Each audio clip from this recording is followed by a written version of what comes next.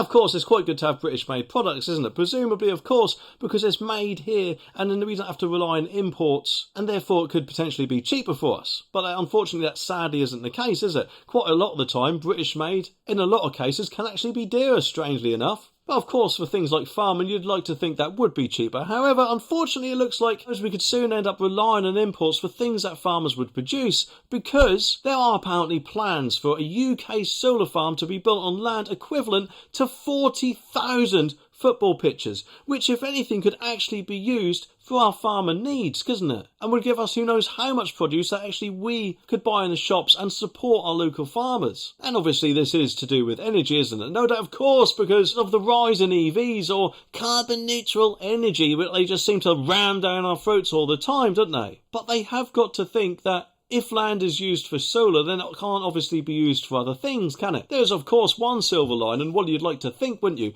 That hopefully this means that if we're going to have a load of solar panels to produce energy for us, then hopefully, the energy price would come down, if anything, not continue to rise up faster than I do when Amanda Holden's on the telly. Of course, it does make me wonder that if this is actually successful in Wiltshire, where apparently it's going to be done, then how long will it be before it spreads around the whole of the country, meaning that surely more land which farmers could potentially use is then going to be taken up with nothing more than solar panels. But anyway, the article says that the equivalent of 40,000 football pitches of farmland is slated to be turned into energy farms which could produce as much as 20 gigawatts of electricity. And this will involve the installation of as many as 60 million industrial solar panels, as well as 2,000 to 3,000, generating another 4 to 6 gigawatts, and also in the home countries and the south. The energy regulator apparently aims to eliminate zombie wind farms and solar farms which says are holding up the rollout of renewable energy. And for the country of Wiltshire in southwest England, a heritage group is protesting